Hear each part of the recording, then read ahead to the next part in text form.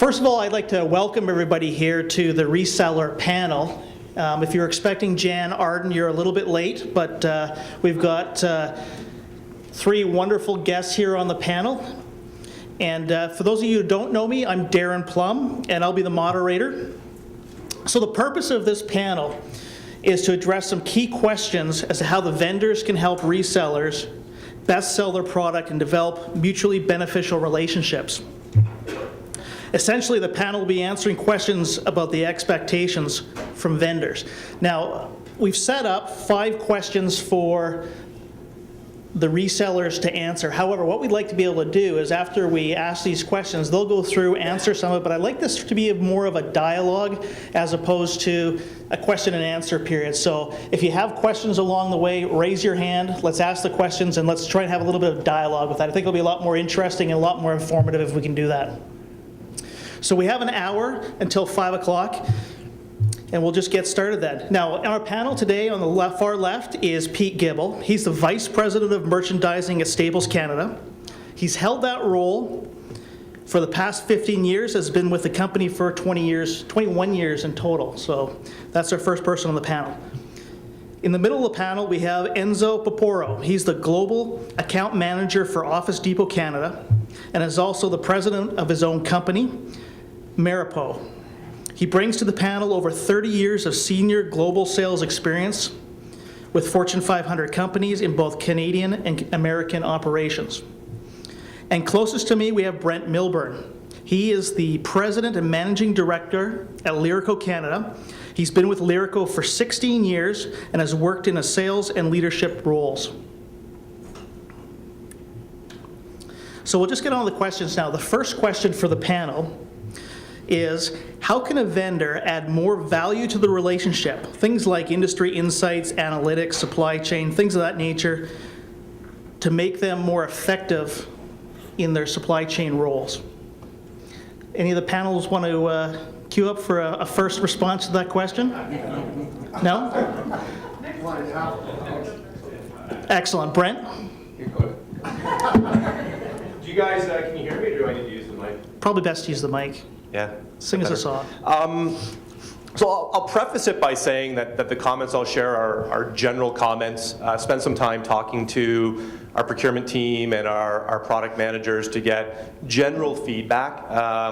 Some of our suppliers do fantastic in certain areas. Other suppliers do a great job in other areas. So don't take offense to some of the feedback. It's it's intended from a standpoint of how do we get better and how do we improve. I'd say the overall way that we can see the vendor relationship improving is to be challenged more often from you guys. Often we have our suppliers come in, our reps come in, and they want to know what we want from them. And we only see the business through our own lens. We don't see it through your lens where you're dealing with several resellers. You're seeing the entire industry for your product range. So we want to be challenged.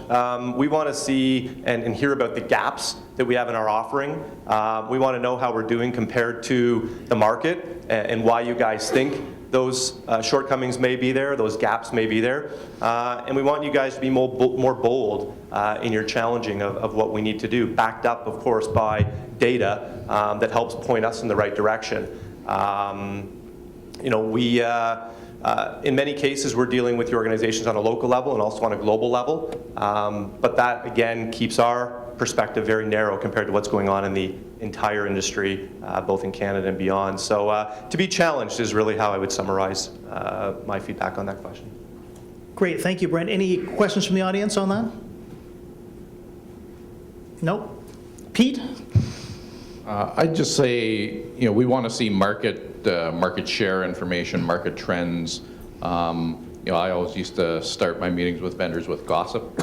So I think the vendors, you guys, you talk to each other, but as retailers, we try not to talk to these guys because there's some competition law, some stupid thing like that. So we really don't know what's going on with our competitors. So we like to know, what's going on, A, with our competitors, B, with other vendors.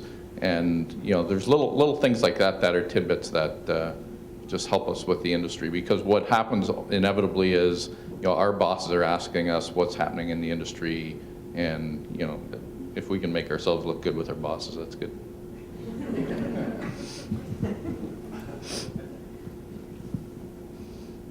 From our perspective, I'd like to see, you're all coming up with a lot of innovative products and a lot of new things out on the marketplace. But I'd like to see some innovative approaches to how we market and sell your products. I think it's important to get to know our sales teams and unique selling techniques, which differ based on our 3 different companies here as an example, so more customized towards our own companies. I think it'll be helpful, and it'll help you out, it'll help us out in the long run. That's terrific, thank you. Anybody have any questions of the team for question number 1? Let me just repeat the question. It was, how can a vendor add more value to the relationship? Terry Nevins. There you are, Terry. Yes and no. We try to be fairly open every year with our supplier awards and try to give constant feedback through the report card on what is going well and what's not, and look for areas of improvement. We try to be as transparent as we can with that. And we'll be doing that again later on next month, where we try to share what our partners and suppliers are doing and who's performing best. So I think there's for the most part, there's a room full of people right now that do a lot of things very well. Is there one reference that jumps to mind from my perspective? There's not one out there. Any other questions? Sam? You mentioned data. From our perspective, we're looking for market share and growth trends, so we want to compare ourselves versus the industry all the time. And that's probably the biggest thing, but it's not just that, it's sort of trends on what you see coming down the pipe. What are you introducing in the next 6 months that we need to start planning now, whether it be space in stores or advertising space or whatever, so we can get ahead of it. Excellent. Any other questions for the panel? Terrific. The second question on the list is, what are some do's and don'ts when it comes to assortment recommendations? What can the vendor community do to best present and best support you in the decisions?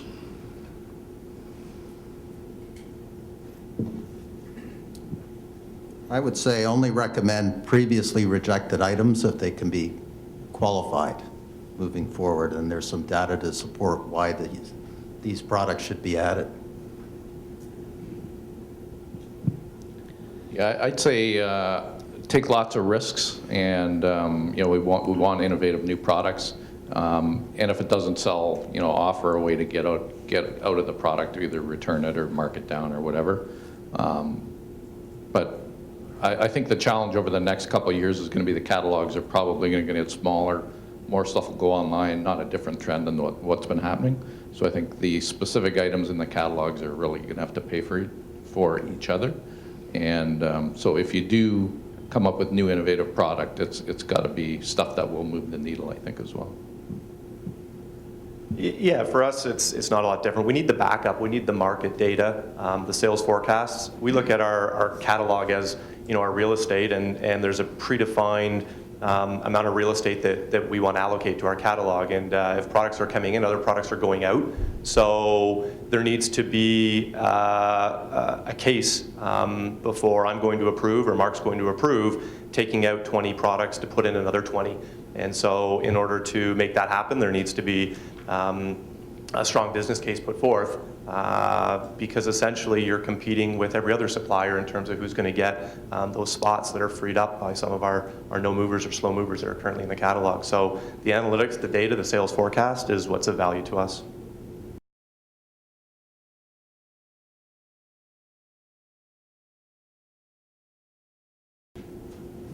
For us, we'll end up having a broader assortment online, and the catalog will support that.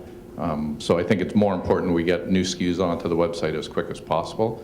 And the catalog, I think, in the long run will be a subset of that, probably the better sellers of that with a longer life cycles. Like, it's hard to put a computer in the catalog just because, you know, the life cycle is 13 weeks. Yeah, similar to what Pete just said. This is the first year, in fact, that Lyrico has offered different product online than what's available in the catalog. Historically, our online offering has replicated our paper-based catalog, and everything between those two means is available in our distribution center. With the changing trends of the industry, we're now offering a wider range. We can react a lot quicker online, so we're offering more products online. And the differentiator now is, what are we going to actually keep in-house, and what are we going to source third-party and drop ship where required. So we still want our catalog to be what we would designate as our fast-moving products, the most commonly purchased products, and those are the ones where the real decisions are going into what we don't. Because our, although it's changing, we still find that the demand that has always existed for our catalog still exists. Our customers are still looking through a paper-based catalog and then going online to purchase. We're seeing more and more shop online, but that paper-based catalog, we haven't seen or printed less catalogs this year than any other year leading up until now, so it's still a valuable tool out there. Great. I actually have a question for the panel. A couple mentions we've just heard about an assortment online that is broader than a traditional catalog assortment. You've probably in the industry heard terms like endless aisle or marketplaces. All of these different approaches to sales, marketing, and distribution require a different kind of supply chain sometimes in order to support that business. In your perspective, what's an acceptable lead time when we talk about products that are not from your inventory as to the expectation from a customer to be able to receive those products?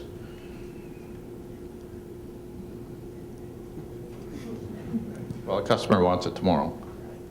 So it's figuring out how to do that. So, and I think Brent was right. You know, some items are going to be, we're going to stock the higher, the faster movers. Other stuff is going to be through wholesalers or whatever, and you know, the lead time might be longer. But bottom line is, customers want the product as soon as possible. I think they understand if it's a really obscure item that there might be more lead time. But I think the drop ship capability is probably the one that, as an industry, we have to develop more than we have. It's a great question, Darren, and we're trying to pinpoint it, to be quite honest. We've created an industry around free next day delivery, and as such, the customers come to expect free next day delivery.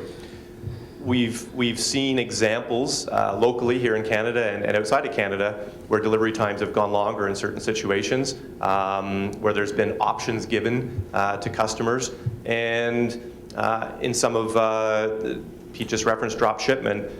We never receive complaints from customers when it takes longer than a day based on the drop shipment. It's more the commitment that you're making. So if you tell them it's going to be 48 hours, it needs to be there in 48 hours. But you know, I think it's an area that we're going to see the industry evolve in the coming years, because our next day free model is a very costly model, and I'm not sure that the customer values it to the cost that it truly is to our businesses.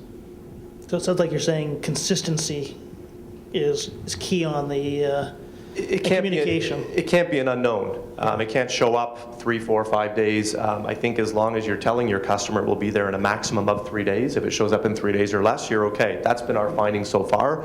But I'll be clear in that that's a very, very small percentage of our sales right now that we're piloting to try to do a little bit of research ourselves to figure out what the tolerance and threshold is. Just to add a little more, I'd say the paradigm shifting. So you look at Amazon right now, and you know, they're testing in, I think it's the Pacific Northwest, you know, same day delivery and, you know, delivery in hours. You know, years ago we said pizza can do it in 15 minutes. Why can't we? You know, it's a $15 pizza or whatever. So that's probably the ultimate of where you want to get to. But I'll tell you a little story about my sister-in-law lives at, my brother and sister-in-law live in Texas. And we go down every Christmas. And what was interesting is she buys on Amazon Prime, which is a $79 unlimited delivery kind of thing. She was online 3 times a day, getting 3 different deliveries from Amazon.com. And when I asked her about it, she said, "I don't care.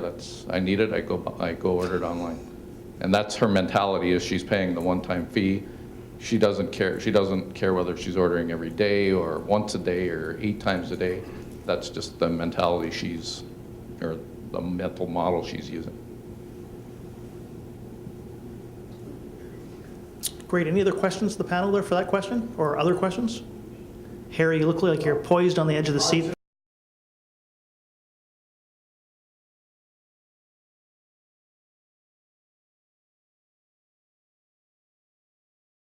I think it's a good point, though, Harry, and there's conflicting trends right now, because you have the environmental piece, but then you have behaviors that are going exactly against, what's good for the environment, and that's why it's a moving target. We're really trying to figure it out as resellers right now. Is it mandatory that, we have parts of the country that we're delivering same day. Is it necessary? Again, once you create the expectation and deliver upon it, is that now the new, carved in stone, or is there the ability to somehow change it? I think some of the resellers in Canada have had success in changing it with certain customers. Is the customer base ready to be to establish a new norm? Yet to be determined. It'll be interesting to see if Amazon can sustain what they're doing. At $79 for a year to get 3 deliveries a day, it'll be interesting to see how that pans out. But it seems that they're piloting it in more areas. I would say she buys a lot more because of that, though. So that's the trade-off, is she probably buys, she was getting boxes of cereal delivered. Well, as far as I know, Amazon has yet to make a profit. Yeah, I think they made a profit a few years ago. Right now, they're investing in warehouses, so they're not. But We're still seeing a lot of these companies that, I'm talking from a commercial level, as they move more to meet their environmental criteria, they'll still give you those calls on a daily basis. That's all great. We are environmental. We watch our carbon footprint, but we need it today. And you hear that on a daily, hourly basis almost.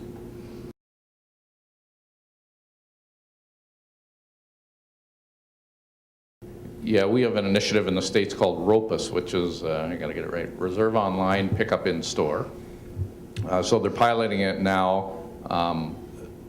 The challenge with it, quite frankly, from a cost point of view is, the delivery centers we all operate are probably very efficient, but when you start picking stuff in stores, it's a higher labor rate than it is in the warehouse, all that kind of stuff. So it's not as efficient, but the customer can then, they get it quicker. So that's the trade-off, is most of the people who are doing pickup in store, most of the retailers that are doing it didn't really have a delivery network, and that is their only option. For us, it's not as profitable, so that's why we're still trying to figure it out. I don't think we've solved it yet. Now, Bob, you sort of continued on a bit of a theme of the United States and Canada that we're discussing. All three of you work for organizations that have global operations in multiple countries around the world. Canada, if I quote a phrase from The Simpsons, is dangerously underpopulated given the size of the country. Do you see that Canada might have different expectations or different challenges than what you might see in Italy or France, the United States or Australia, places like that?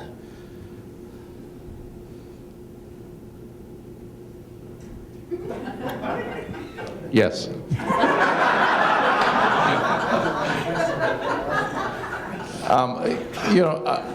I think Target's feeling it right now. The backlash against Target is, the prices are higher, 20% higher in Canada or whatever. It does cost more to do business in Canada, as most of you keep trying to tell me that. But sometimes I believe you, sometimes I don't. So I think, yeah, there are some costs that are higher in Canada, and we have to figure out how to lower other things or lower expectations so that doesn't happen. Bottom line is, though, most of the population's 200 miles from the U.S. and the 6 biggest cities in Canada represent 42% of our population. 6 biggest cities in the U.S. only represent 19% of the population. So we do have some more concentrated populations. So we have to do those 6 cities well, I guess. Looking beyond North America to Europe, the countries are vastly smaller, of course, but if you look at Italy as an example, and we have a distribution center in Milan, you're not going to have someone drive from southern Italy up to Milan to pick up their office supplies. So, the whole business model Does it make it any easier for them to do same day or next day? Not really, because you still have to have a tight logistics plan in place that allows you to hit the entire country at a one distribution center. If you start adding more distribution centers or more cross docks, that's more cost to the business and takes away from your competitiveness. So it's identifying what's most important to the customer and then trying to meet and exceed that expectation. Thank you. Any other questions on that one for the panel? All right. Question number 3. Businesses reported to be moving to alternative channels. This is something the traditional OP dealers are competing with. What can vendors do to assist the OP dealers with this battle? Provide us competitive data on what the other channels are selling. I think that's important to us. We don't see it all. We don't know. So that data would be key for us. I think in our case, it would be either adding resources to online or shifting them, I hate to say this, from retail to online, but online is going to grow, at least for our company, faster than retail will. So I think you have to put your resources where you get the most payback. And the other thing I'd say is hire people who don't have gray hair. Because, well, I have a lot of gray hair too, but young people are shopping way differently and they have a different attitude towards shopping than we do. And if we don't understand that, then we have to hire people who do understand that. It's clear that the other channels aren't going away. They're growing. We need the help. We need the help from you guys in giving us a competitive advantage, or at least a differentiator. Whether that means unique packaging, different pack sizes, slightly different products. We need help in being competitive and not being compared directly with an identical product to what's available with some of those lower cost online organizations that are out there right now. So I think there's ways of doing it. I think we need to be creative in doing it, but the B2B model comes with an increased cost. Yet the prices are so visible to our customers out there because of online, so make it more difficult for the comparison to take place.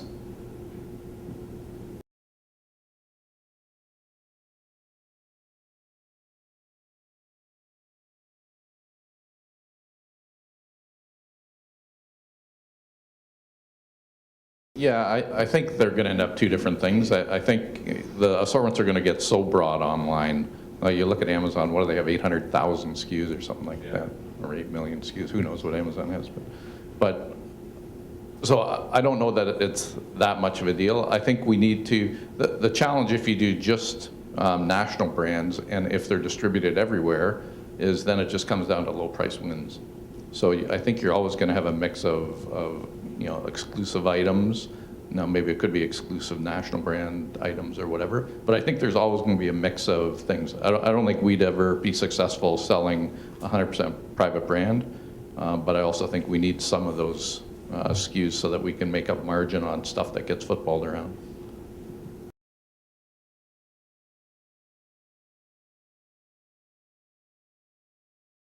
Yeah, I'd say for us, we have a specific strategy assortment-wise versus Costco, and I think it's going to come down to, I mentioned it before, but I think there's going to be all sorts of pack sizes. I think there'll be online, you're going to have, probably the 5-pack, the 12-pack, and the 48-pack or whatever, and I think that's just going to be the way it is. Any other questions on that subject? All right. Question number 4. If rich content drives e-commerce sales, what is good rich content and what is clutter content? And for those of you, what we're referring to in rich content is information available online other than pricing and product specifications for the product, things that add to the customer's experience. Gentlemen? It's a great question, and we've volleyed this one around quite a bit in the office.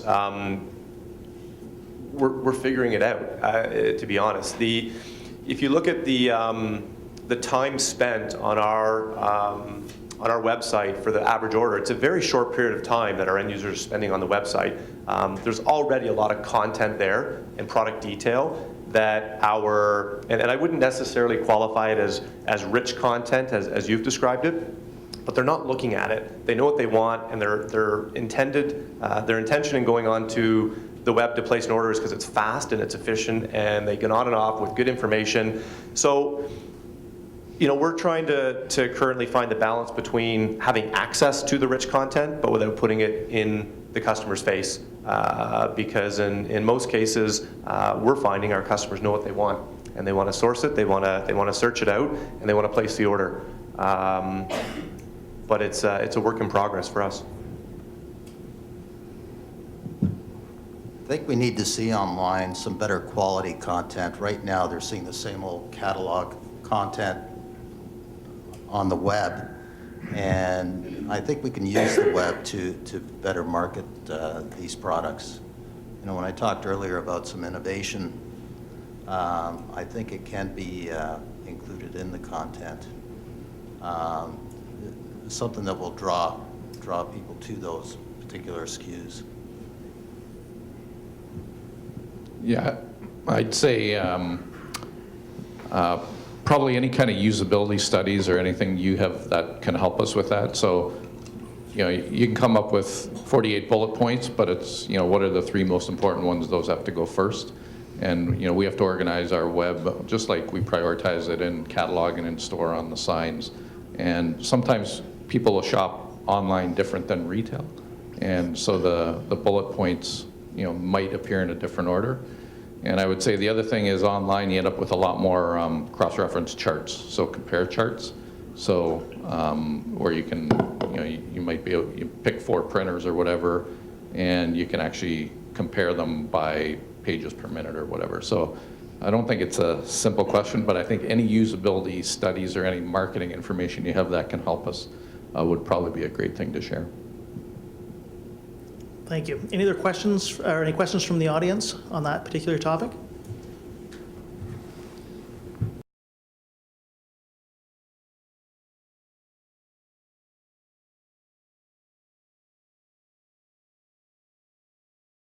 And, you know, it's up to you guys to make it as easy as possible for us to do it. But there's, you know, clearly it's our responsibility to make sure our website is accurate and has the best information on it. Any other website questions? Yes?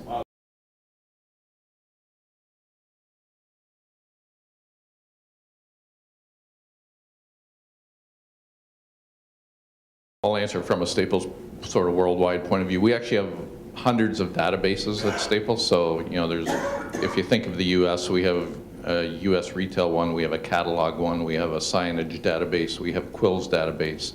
And in Canada, we're lucky we only have 3. We have Staples Advantage, Retail, and .ca, and even 2 of the 3 actually share the same database, so we don't have as big an issue as the States. We don't take wholesaler information, so if you update it in the wholesaler, it won't necessarily automatically update for ours. So what I would suggest is, you know, wherever you put your resources where you get the biggest bang for the buck and clean those up first. And I think you're going to have to do it dealer by dealer. Any other questions on that subject? Okay. The 5th question is, what is of primary importance to you when dealing with a vendor? So what would you rank high on your checklist from a vendor selection perspective?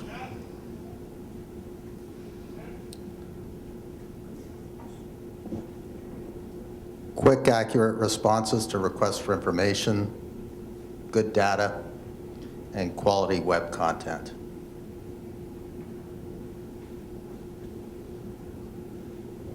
Yeah, it's nothing groundbreaking for us either. I'm a sales guy at heart, and we want good salespeople servicing our accounts. We want people that respond quickly. We have customers that are asking questions of us, and we're trying to get back to them with the information they need.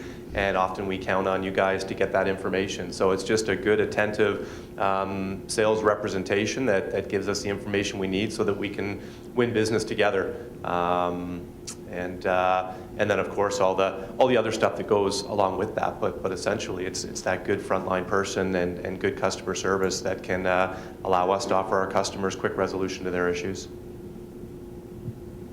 Yeah, I'll answer it how the first day anyone works for me directly, I tell them one thing: just tell the truth.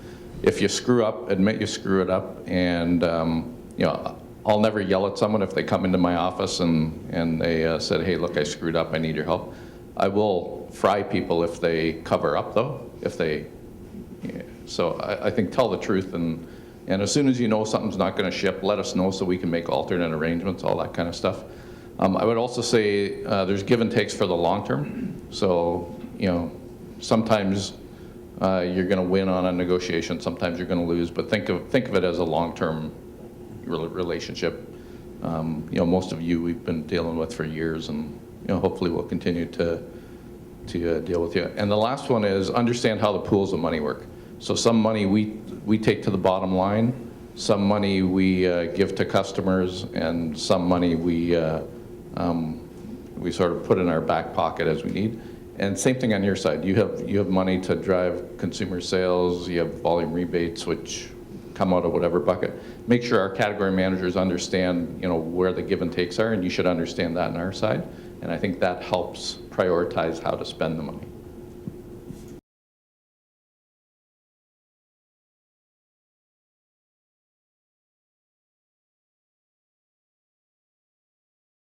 Yeah, that was so that vendor was a vendor, believe it or not, out of Taiwan. So he actually introduced us to other vendors in Taiwan, even though they weren't. It was just people he knew in Taiwan that we ended up doing business with. So that's a different kind of relationship than you might think about. But I think what he always does, he comes in with ideas. He figures out how to say yes. If he can't do something, he says no. And I think the other thing is he can make a decision, so he's empowered to make a decision. And you know, if he can't make the decision, he knows who to get to make the decision quickly. So part of it's probably a structure thing. Part of it is just, you know, he's just a really, really nice guy too. He'll do anything for you. So I'm not sure if there's a model for you. I don't know how you do that.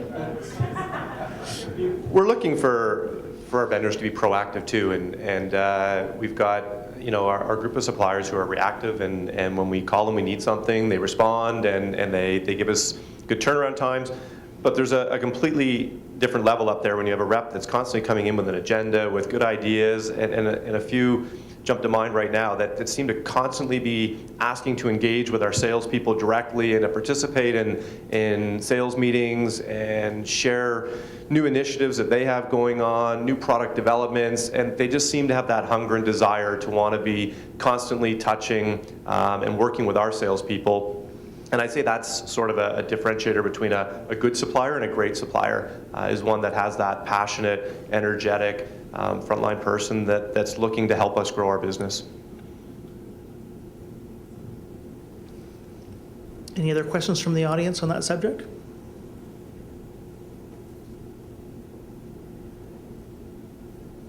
What I'd like to do now is we still have a little bit of time left. Are there any questions that you in the audience have that maybe none of the five, just a question you have for the panel? Harry?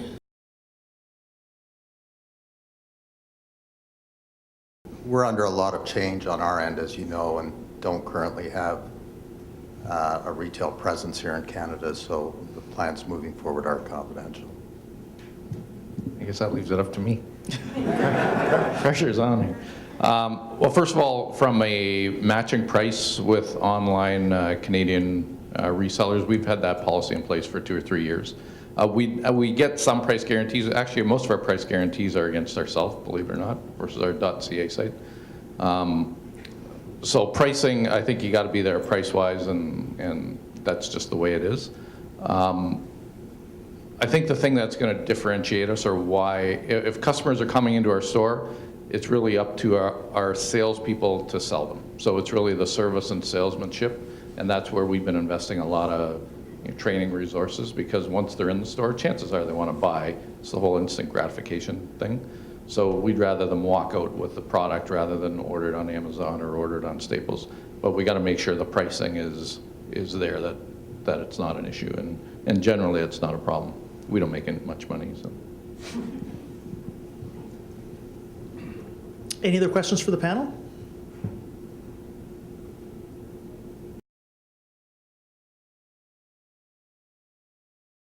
Yeah, it gets a lot more airplay in the U.S. There's not as much in Canada. I don't know. I think 48% of Torontonians were born in another country, so I think Canada's probably more diverse than anywhere else. But from a vendor selection point of view, honestly, in Canada we don't think about it. In the States, they put a lot more effort into it.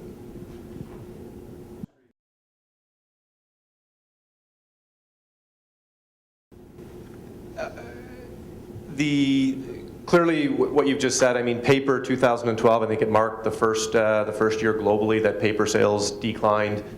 There's a massive ripple effect that takes place from there, and we need to find new categories to help replace those sales with. We have a lot of pilots and ideas going on right now. More comfortable sharing offline what some of those are, but the office supply community resellers in Canada probably have the best logistics and best distribution network set up of anybody. So it's really identifying what our customers are willing to buy from us, what fits into our supply chain that doesn't require dramatic changing, and the key one, what can we make money on? And so, yeah, we have more ideas going around in our business right now than ever before, and our catalog is bigger than ever before right now. Our DCs are holding more product than ever before, and if you open up our catalog, you'll see a new section this year that we didn't have a year ago, and we're looking to expand with more categories moving forward, because the fact of the matter is our traditional product range is going down, and it's going to continue to go down. And we will be leaning on our existing suppliers as a first step rather than new suppliers to try to fit the needs and some of the areas that we've established as good opportunities for business development for us. And as I said, Brad, happy to talk more offline about some of those areas that we're putting our energy into. Yeah, I think it's a challenge everywhere. You even look at Apple. Apple's got the same thing. What's going to be the next big thing to keep their growth going? We did some analysis probably 3 years ago now, and it said 20% of our sales happen in items that weren't available the year before. So if you think about that, every 5 years, basically our whole assortment changes. I think that'll probably accelerate a little bit. But in terms of what categories, I think we're trying everything.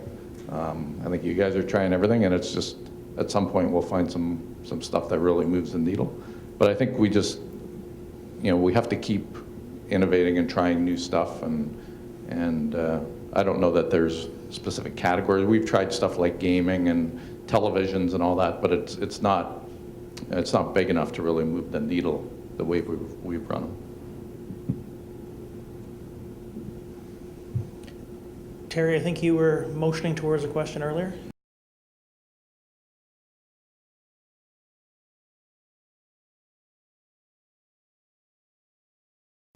One of the things that came up when we were discussing my time today with you in advance was sampling seems to have gone down over the past few years, and understand there's constraints. It works with certain products, it doesn't with others, but sampling's huge for our salespeople. They want to touch and feel. When I'll go out on the road with salespeople, whether it's a pen or a Post-it or anything else, they're carrying those products with them, and they're showing them to their customer, and it's critically important. There is still that need, especially when you're a catalog or an online-based business, to have that product.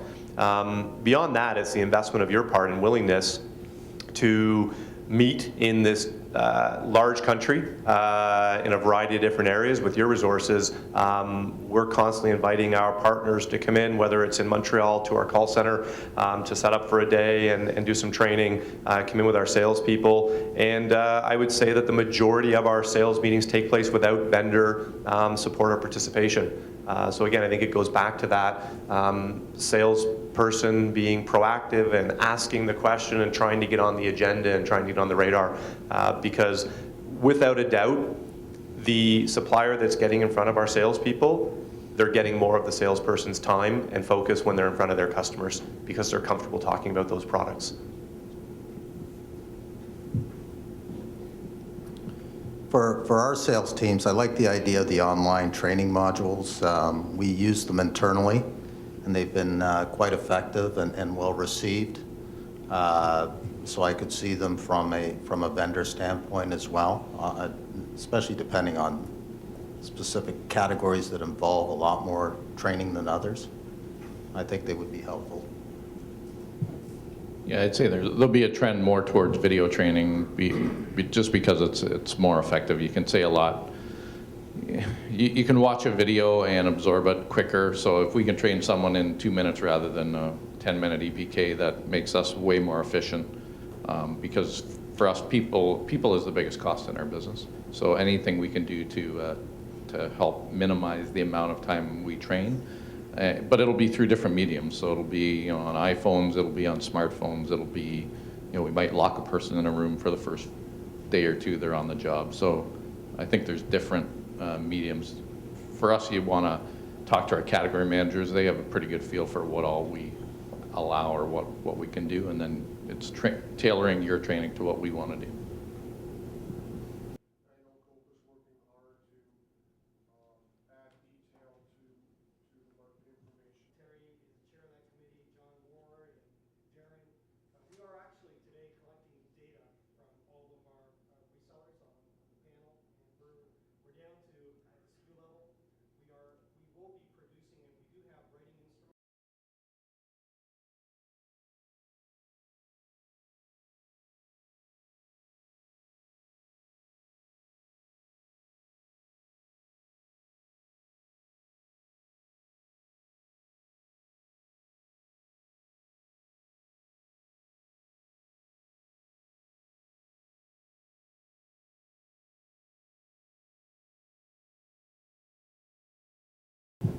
Yeah, well, from a credit point of view, so we looked at doing our own credit thing. Businesses don't like paying interest versus consumer and credit cards. You look at the Targets and all those guys. They make tons of money on the credit card side, but it's the consumers. So the challenge we had was we couldn't make it go because of our business clientele. They don't want to pay interest. Just like when you guys, I don't pay you interest. Allegedly, I might, but are there other businesses we're going into? Yeah, there'll probably be lots of businesses that we're going to go into that aren't, we haven't thought of right now. You look at Copy Center, for example. Back when we started, it was probably 2% of our sales. Now it's multiple times that. Tech services like fixing computers. So I think we're constantly trying to come up with new things. Great. I think we have time for just one more question. Is there another question in the audience? No? Okay, then I guess we'll wrap this up. Thank you very, very much to the panelists, Brent, Pete, and Enzo. Without you guys here, we certainly wouldn't have a panel, and your insights are very valuable, so thank you for your time. I have a little gift for each of you guys. Thank you very much. Thank you very much.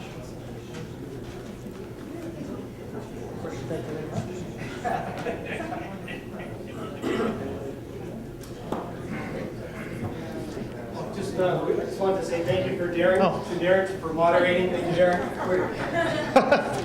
Thank you very much.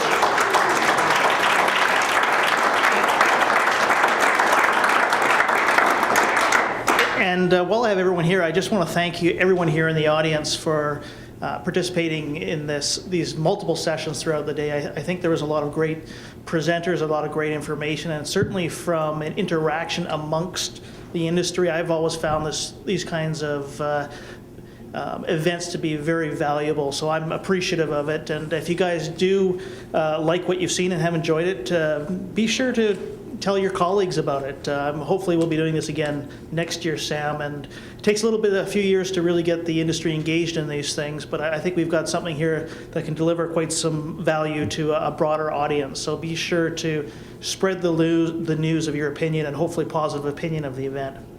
Sam, is there anything else that you need to chat about? Thank you very much for coming on out, and we really appreciate it. It's been thank the panel and thank you for participating. So thank you very much.